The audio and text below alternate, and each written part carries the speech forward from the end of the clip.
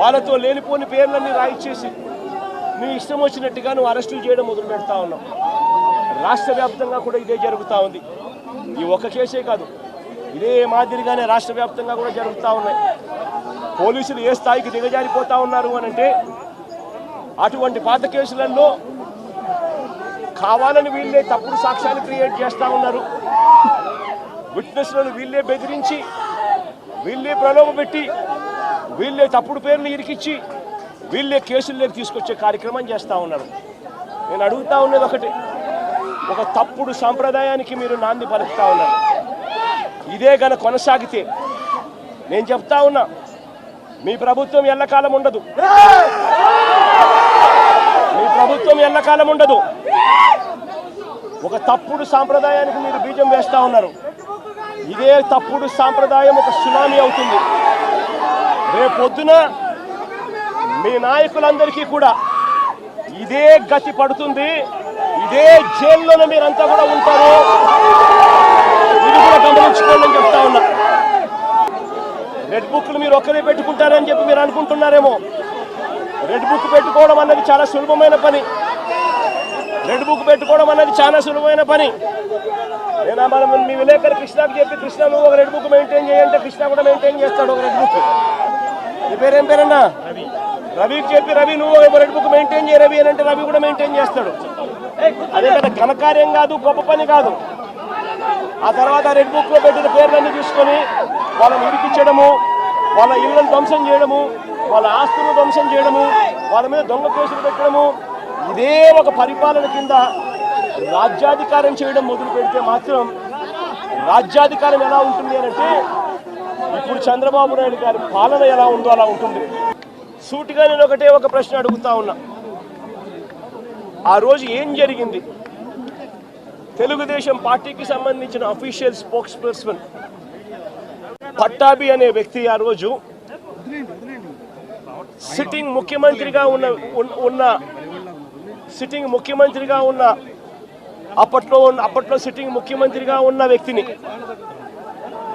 బోసిడీకే అని తిట్టాడు. బోసిడీకే అంటే ఏమిటో తెలుసా? తెలుగుదేశం పార్టీ కార్యాలయంలో తెలుగుదేశం పార్టీ అధికార ప్రతినిధి ముఖ్యమంత్రిని ఆ రోజు అన్న మాట లంజా కొడక అని.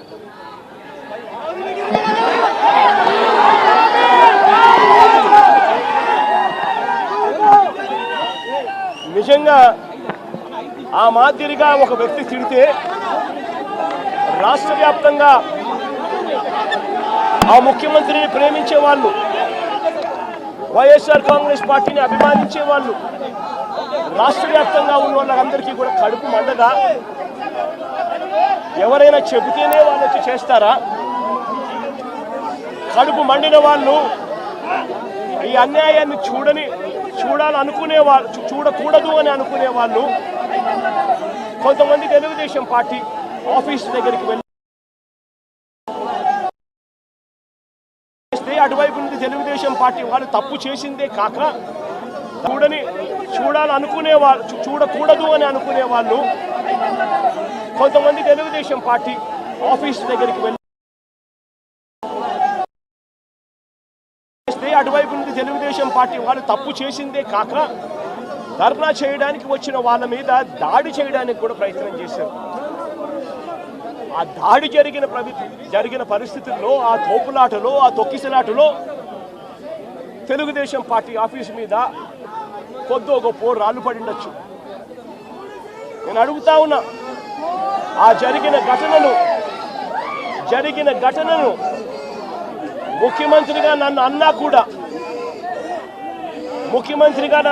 కూడా నేను చంద్రబాబు నాయుడు గారి మీద కక్ష సాధింపు చర్యతో వ్యవహరించాల. రాళ్ళు పడినాయి అని చెప్పి ఎప్పుడైతే తెలిసిందో వెంటనే అటువంటి ఆ ఘటనకు పోయిన వాళ్ళందరినీ కూడా ఎవరెవరు పోయారు అని చెప్పి ఆధారాలు చూసి, అక్కడున్న సీసీ కెమెరాలో, అక్కడున్న ఒక్కొక్క సెల్ ఫోన్ లొకేషన్స్, ఇవన్నీ ఆధారాల మేరకు చూసుకొని ఎవరెవరైతే పోయారో వాళ్ళందరినీ కూడా 41A ఇచ్చి వాళ్ళందరినీ కూడా అరెస్ట్ చూపించి కోర్టులో ప్రొడ్యూస్ చేయడం కూడా జరిగింది. ఎందుకంటే 7 ఏళ్ల లోపు ఉన్న కేసు ఇది. శిక్షా కాల పరిమితి 7 ఏళ్ల లోపు ఉన్న శిక్షా కాల పరిమితి ఉన్న కేసు ఇది. కాబట్టి దీంట్లో అరెస్ట్ చేయడం అన్నది it does not serve the purpose. కాబట్టి 41A ఇచ్చి కోర్టుకు హాజరుపరచడం కూడా జరిగింది. మన ఇంత నిబద్ధతతో ఆ రోజు మేము అడుగులు వేశాం. ఇంత నిబద్ధతతో ఆ రోజు నిబద్ధతతో అడుగులు వేసి వాళ్ళందరినీ కూడా హాజరుపరిచి 41A కింద వాళ్ళందరికీ కూడా నోటీసులు ఇచ్చి వాళ్ళందరినీ కూడా కోర్టు ప్రొడ్యూస్ చేశారు. నేను అడుగుతా ఉన్నా, ఈరోజు సురేష్ కానీ లేకపోతే వీళ్ళు అరెస్ట్ చేసిన డిప్యూటీ మేయర్ హస్బెండ్ కానీ వీళ్ళల్లో ఏ ఒక్కరైనా కూడా ఆ రోజు కనీసం లొకేషన్లో ఉన్నారా? వీళ్ళ సెల్ ఫోన్లు ఎక్కడున్నాయో ట్యాగ్ చేస్తే తెలీదా? తెలుగుదేశం పార్టీ ఆఫీసులో సీసీ కెమెరాలు ఉండవా? ఆ సీసీ కెమెరాల ఫుటేజ్ చూస్తే తెలీదా? మరి అలాంటప్పుడు వీళ్ళెవరూ లేనప్పుడు 4 ఏళ్ల తర్వాత జరిగిన ఘటనలో మీరు ఇష్టం వచ్చినట్టుగా ఇప్పుడు మళ్ళీ దాన్ని తవ్వి దాంట్లో ఫాల్స్ విట్నెస్లని జోడు చేసి దాంట్లో ఉన్న వాళ్ళందరినీ భయపడిచి ప్రలోభాలు పెట్టి వాళ్ళతో లేనిపోని పేర్లన్నీ రాయిచ్చేసి నీ ఇష్టం వచ్చినట్టుగా నువ్వు అరెస్టులు చేయడం మొదలు పెడతా ఉన్నావు. రాష్ట్ర వ్యాప్తంగా కూడా ఇదే జరుగుతూ ఉంది. ఈ ఒక్క కేసే కాదు, ఇదే మాదిరిగానే రాష్ట్ర వ్యాప్తంగా కూడా జరుగుతూ ఉన్నాయి. పోలీసులు ఏ స్థాయికి దిగజారిపోతా ఉన్నారు అని అంటే, అటువంటి పాత కేసులలో కావాలని వీళ్ళే తప్పుడు సాక్ష్యాలు క్రియేట్ చేస్తూ ఉన్నారు. విట్నెస్లను వీళ్ళే బెదిరించి, వీళ్ళే ప్రలోభపెట్టి, వీళ్ళే తప్పుడు పేర్లు ఇరికిచ్చి, వీళ్ళే కేసుల్లోకి తీసుకొచ్చే కార్యక్రమం చేస్తూ ఉన్నారు. నేను అడుగుతా ఉన్నది ఒకటి, ఒక తప్పుడు సాంప్రదాయానికి మీరు నాంది పలుకుతా ఉన్నారు. ఇదే గన కొనసాగితే నేను చెప్తా ఉన్నా, మీ ప్రభుత్వం ఎల్లకాలం ఉండదు. మీ ప్రభుత్వం ఎల్లకాలం ఉండదు.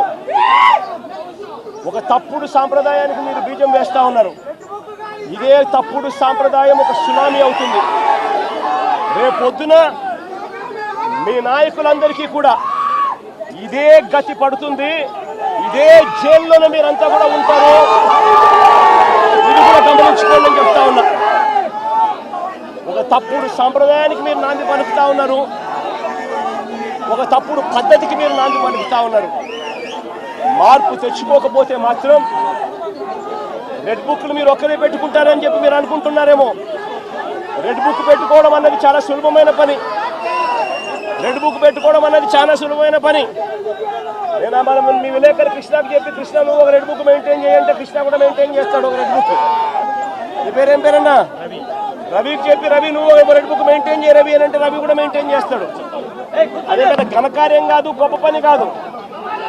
ఆ తర్వాత రెడ్ బుక్లో పెట్టిన పేర్లన్నీ తీసుకొని వాళ్ళని ఇరికించడము, వాళ్ళ ఇళ్లను ధ్వంసం చేయడము, వాళ్ళ ఆస్తులను ధ్వంసం చేయడము, వాళ్ళ మీద దొంగ కేసులు పెట్టడము, ఇదే ఒక పరిపాలన కింద రాజ్యాధికారం చేయడం మొదలు పెడితే మాత్రం రాజ్యాధికారం ఎలా ఉంటుంది అని అంటే, ఇప్పుడు చంద్రబాబు నాయుడు గారి పాలన ఎలా ఉందో అలా ఉంటుంది. చంద్రబాబు నాయుడు గారి ప్రభుత్వం వచ్చి 3-4 నెలలు కూడా కాయిపోలా. ఈ 3-4 నెలల్లో చంద్రబాబు నాయుడు గారి పరిపాలన ఎంత దారుణంగా ఉంది అని అంటే నిజంగా నాకు ఆశ్చర్యం కలిగించే విషయాలు, ఆశ్చర్యం కలిగించే విషయాలు కనిపిస్తాయి. ఇదే పెద్ద మనిషి చంద్రబాబు నాయుడు గారు ఎంత రెడ్ బుక్ పాలనలో నిమగ్నమై ఉన్నాడు అని అంటే